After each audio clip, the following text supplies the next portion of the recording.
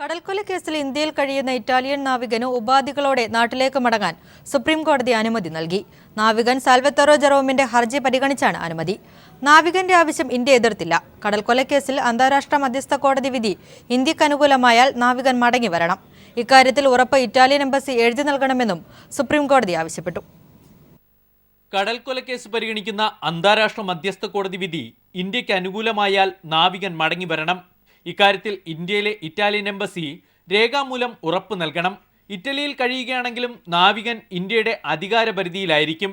Passport Italian അധികൃതർക്ക് നൽകണം തുടങ്ങി ഉപാധികളോടെയാണ് സാൽവത്തോറോ ജെറോമിന് നാട്ടിലേക്ക് പോകാൻ സുപ്രീം കോടതി അനുമതി നൽകിയിരിക്കുന്നത്. നാട്ടിലേക്ക് മടങ്ങണമെന്ന നാവികന്റെ ആവശ്യം കേന്ദ്ര സർക്കാർ എതിർത്തില്ല. മാനുഷിക വശം പരിഗണിച്ച് എതിർക്കുന്നില്ലെന്നാണ് കേന്ദ്ര സർക്കാർ സുപ്രീം കോടതി അറിയിച്ചത്.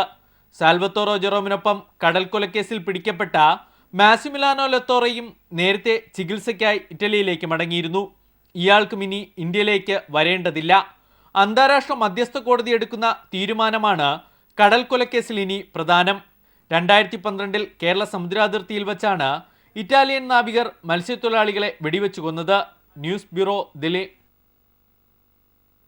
കടൽക്കൊലക്കേസിൽ കേന്ദ്ര സർക്കാരിൻ്റേത് കള്ളക്കളിയാണെന്ന് മുഖ്യമന്ത്രി പിണറായി വിജയൻ. കേന്ദ്രത്തിന്റെ തെറ്റായ നിലപാട് മൂലമാണ് നാവികൻ രക്ഷപ്പെട്ടതെന്നും മുഖ്യമന്ത്രി പറഞ്ഞു. നമ്മുടെ നാട്ടിലെ നിയമത്തിൻ്റെ വഴിക്ക് പോകണമെന്നുള്ളിടത്താണ് LDF ഗവൺമെൻറ് നിൽക്കുന്നത്. നിയമത്തിൻ്റെ വഴിക്ക് പോവുക എന്ന് പറയുമ്പോൾ ഈ നാട്ടിൽ കുറ്റകൃത്യം ചെയ്തയാളെ ഇവിടെയാണ് അതുമായി ബന്ധപ്പെട്ട പരിശോധനയും വിചാരണയും ഒക്കെ നടക്കേണ്ടത്. പക്ഷേ ഇക്കാര്യത്തിൽ വലിയ കള്ളക്കളിയാണ് നേരത്തെ മുതൽ കേന്ദ്ര ഗവൺമെൻറ് സ്വീകരിച്ചു വരുന്നത്. ആ സമീപനത്തോട് യോജിപ്പ് ഞങ്ങൾക്ക് നേരത്തെയില്ല. ഞങ്ങളതിനെ ശക്തമായി തന്നെ വിമർശിച്ചിട്ടുള്ളതാണ്. കേന്ദ്ര ഗവൺമെൻറ് സ്വീകരിക്കുന്ന തെറ്റായ സമീപനത്തിൻ്റെ ഭാഗമായിട്ടാണ് ഇത്തരത്തിലുള്ള ഒരു നിലപാട് കോടതിയിൽ നിന്നും ഉണ്ടായത് എന്നാണ് മനസ്സിലാക്കുന്നത്. തിരികെ വാർത്തകളിലേക്ക്. കളങ്കരഹിതമായ ഭരണം കാഴ്ചവെക്കാനായി ശുഭാപ്തി വിശ്വാസത്തോടെയാണ് ഇടതുപക്ഷ മന്ത്രിമാർ ഇന്ന് സെക്രട്ടേറിയറ്റിലെത്തിയത്. പുതിയ മന്ത്രിമാരെ വകുപ്പ് സെക്രട്ടറിമാരും ഉദ്യോഗസ്ഥരും ചേർന്ന് സ്വീകരിച്ചു. വകുപ്പുമായി ബന്ധപ്പെട്ട തിരക്കിട്ട ചർച്ചകൾക്കിടെ വരാൻ പോകുന്ന ഭരണത്തെ പറ്റിയുള്ള മാധ്യമപ്രവർത്തകരുടെ ചോദ്യങ്ങൾക്കും മന്ത്രിമാർ മറുപടി നൽകി. പുതിയ പ്രതീക്ഷകളും സ്വപ്നങ്ങളുമായിട്ടാണ് ഇടതുമുന്നണി മന്ത്രിമാർ അധികാരത്തിൽ അവരോധിതരാവുന്നത്. മന്ത്രിസ്ഥാനത്ത് ഇതാദ്യമായി എത്തിയവർക്ക് അമ്പരപ്പോ അതിരുകടന്ന ആത്മവിശ്വാസമോ ഇല്ല. തികച്ചും യാഥാർത്ഥ്യബോധത്തോടെ വിഷയങ്ങളെ സമീപിക്കുന്നതിനാണ് പല മന്ത്രിമാർക്കും ഇഷ്ടം.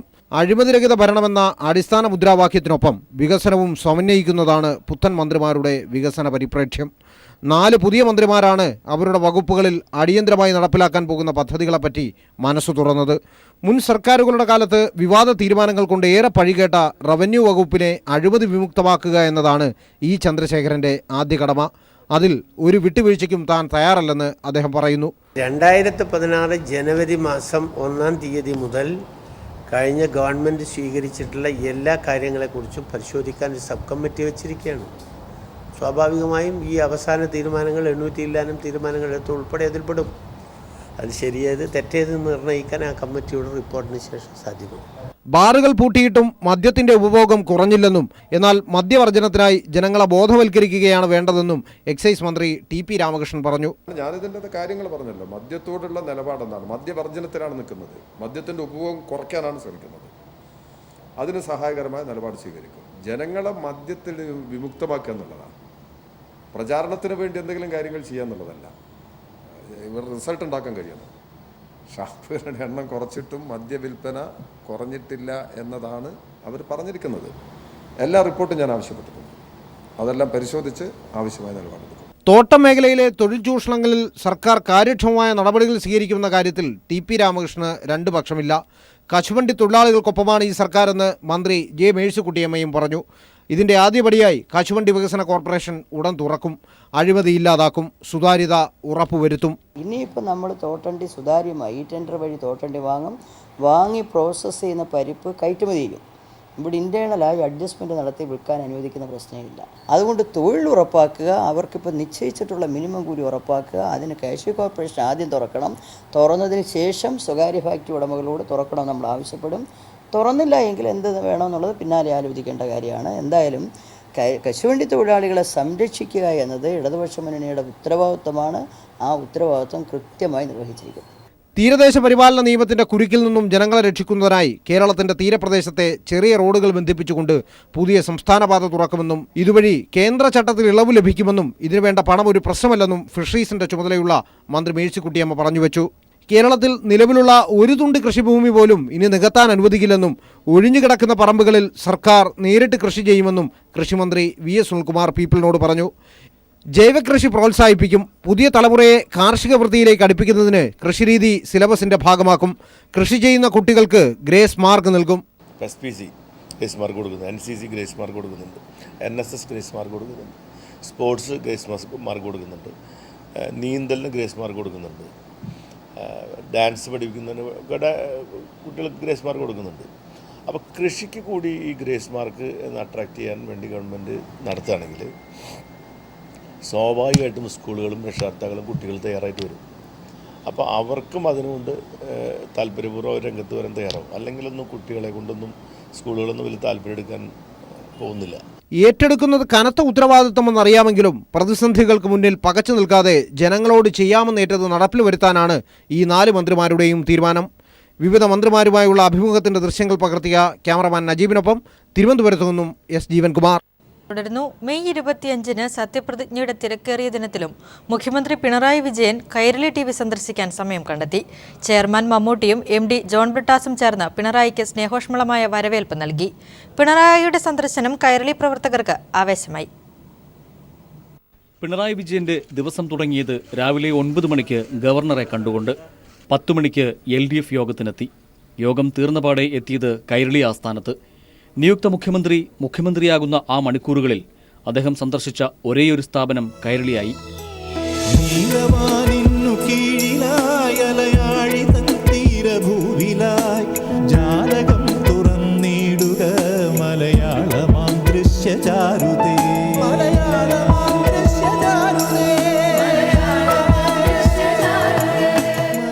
ആ വികാരം കേരളത്തിന്റെ പുതിയ നായകൻ ഇങ്ങനെ വാക്കുകളിൽ പകർത്തി.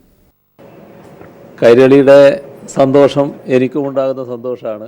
എനിക്കുണ്ടാകുന്ന സന്തോഷം കൈരളിക്കും സന്തോഷമാണെന്ന് തന്നെയാണല്ലോ പ്രതീക്ഷിക്കുന്നത്. കൈരളി ചെയർമാൻ കൂടിയായ മഹാനടൻ ഭരത് മമ്മൂട്ടി അതൊരു പിറന്നാളാഘോഷ വേളയുമാക്കി. സന്തോഷം നമ്മൾ പ്രകടിപ്പിക്കുകയാണ്. അദ്ദേഹത്തിന്റെ ജന്മദിനം നമുക്ക് അദ്ദേഹത്തിന്റെ സാന്നിധ്യത്തിൽ ആഘോഷിക്കാൻ പറ്റിയിട്ടില്ല. അങ്ങനെ ഒരു വെടിക്ക് ഒരു 3-4 പക്ഷികളെ നമ്മളിവിടെ കഴിച്ചിട്ടുണ്ട്. അപ്പോൾ അദ്ദേഹത്തിന്റെ ഈ ആഘോഷത്തിന് വേണ്ടി ഞാൻ അദ്ദേഹത്തോട് തന്നെ കേക്ക് മുറിക്കാൻ പറയാം.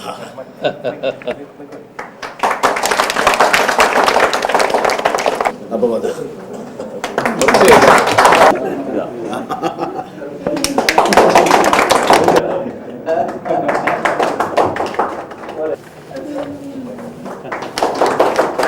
കൈരളി കുടുംബത്തിന്റെ ആഹ്ലാദവും ആശംസകളും MD ജോൺ ബ്രിട്ടാസും പങ്കുവച്ചു. അദ്ദേഹത്തിൻ്റെ സ്ഥാനലബ്ധി എന്നുള്ളത് കൈരളി കുടുംബത്തിൻ്റെ കൂടി ഒരു വിജയമായിട്ടും സന്തോഷമായിട്ടും ഞങ്ങൾ കാണുന്നു. വളരെ തിരക്ക് പിടിച്ച ഒരു സമയമായിട്ട് പോലും അദ്ദേഹം കൈരളി കുടുംബാംഗങ്ങളോടൊപ്പം അല്പസമയം ചെലവഴിക്കാൻ വന്നതിൽ അദ്ദേഹത്തോട് നന്ദി ഞാൻ പറയുന്നു, കടപ്പാട് അറിയിക്കുന്നു. ഡയറക്ടർ ബോർഡ് അംഗങ്ങളും ജീവനക്കാരും ചേർന്നാണ് നിയുക്ത മുഖ്യമന്ത്രിയെ വരവേറ്റത്. നടൻ ദിലീപും സന്നിഹിതനായിരുന്നു. തിരക്കിട്ട പകലിലെ 3/4 മണിക്കൂർ കൈരളി ടവേഴ്സിൽ ചെലവിട്ട പിണറായി വിജയൻ കൈരളിക്ക് ഒരാഹ്വാനം കൂടി നൽകിയാണ് യാത്രയായത്. ഒരു പരസ്പര ബന്ധമാണ് നാം തമ്മിലുള്ളത്. ആ ബന്ധത്തിൻ്റെ അടിസ്ഥാനം നാടിനു വേണ്ടി കൈരളി നിർവഹിക്കുന്ന സേവനവുമാണ്. അത് തുടർന്ന് നല്ല രീതിയിൽ തന്നെ നിർവഹിക്കാൻ കൈരളിക്ക് കഴിയട്ടെ എന്ന് മാത്രം ഇപ്പോൾ ആശംസിക്കുന്നു. ഫാഷൻ ഇൻസ്റ്റിറ്റ്യൂട്ടായ GITDയിലെ വിദ്യാർത്ഥികളും ഡിസൈനർമാരും ഒരുക്കിയ എക്സലന്റ് എക്സ്പോ 2016 പ്രദർശനം Pala excellence institute of fashion designer സെന്ററിൽ നടന്നു. വിദ്യാർത്ഥികളുടെ കരവിരുതിന്റെ പകിട്ട് പ്രകടമായ മേള കാണാൻ നിരവധി പേർ എത്തിയിരുന്നു. Sand painting, glass painting, fabric painting തുടങ്ങി വർണ്ണപ്പൊലിമ ചാർത്തുന്ന പെയിന്റിംഗ് പ്രദർശനത്തിന്റെ പ്രത്യേകതയായി മാറി. GITDയിൽ പഠനം നടത്തുന്ന വിദ്യാർത്ഥികൾ നിർമ്മിച്ച കരകൗശല വസ്തുക്കളുടെ പ്രദർശനവും വിൽപ്പനയും മേളയോടനുബന്ധിച്ച് നടന്നു. 3 ദിവസം നീണ്ടുനിന്ന പ്രദർശനം സമാപിച്ചു. ഇനി മറ്റു ചില വാർത്തകൾ ചുരുക്കത്തിൽ. പാരീസിൽ നിന്ന് കെയ്റോയിലേക്കുള്ള യാത്രയ്ക്കിടെ കാണാതായ ഈജിപ്ത് എയർ വിമാനത്തിന് സാങ്കേതിക തകരാറുകളൊന്നും ഉണ്ടായിരുന്നില്ലെന്ന് റിപ്പോർട്ട്. വിമാനം ടേക്ക് ഓഫ് ചെയ്യുന്നതിന് മുൻപ് നടത്തിയ പരിശോധനകളിലൊന്നും സാങ്കേതിക തകരാറുകൾ ഉണ്ടായിരുന്നില്ല. വിമാനത്തിന്റെ ബ്ലാക്ക് ബോക്സ് കണ്ടെത്താനുള്ള തിരച്ചിൽ തുടരുന്നു. രാജ്യത്ത് പൊതുഗതാഗതത്തിന് ഉപയോഗിക്കുന്ന എല്ലാ ബസ്സുകളിലും എമർജൻസി ബട്ടണുകളും CCTV ക്യാമറകളും വെഹിക്കിൾ ട്രാക്കിംഗ് ഉപകരണങ്ങളും നിർബന്ധമാക്കുന്നു. സ്ത്രീ സുരക്ഷ ഉറപ്പാക്കുന്നതിനാണ് നടപടി. കുട്ടിക്കുറ്റവാളികളെ വിലങ്ങുവയ്ക്കുകയോ ജയിലിലിടുകയോ ചെയ്യരുതെന്ന് കേന്ദ്ര സർക്കാർ. നിയമം വ്യവസ്ഥ ചെയ്യുന്ന ബാലനീതി നിയമത്തിന്റെ കരട് കേന്ദ്ര സർക്കാർ പുറത്തിറക്കി. വാണിജ്യ മേഖലയിൽ ഇന്ത്യയും ചൈനയും തമ്മിൽ വിശാലമായ സഹകരണം വേണമെന്ന് രാഷ്ട്രപതി പ്രണബ് കുമാർ മുഖർജി. ചൈന സന്ദർശനത്തിന്റെ 2ാം ദിവസം ഇന്ത്യ ചൈന ബിസിനസ് ഫോറത്തിൽ സംസാരിക്കുകയായിരുന്നു രാഷ്ട്രപതി.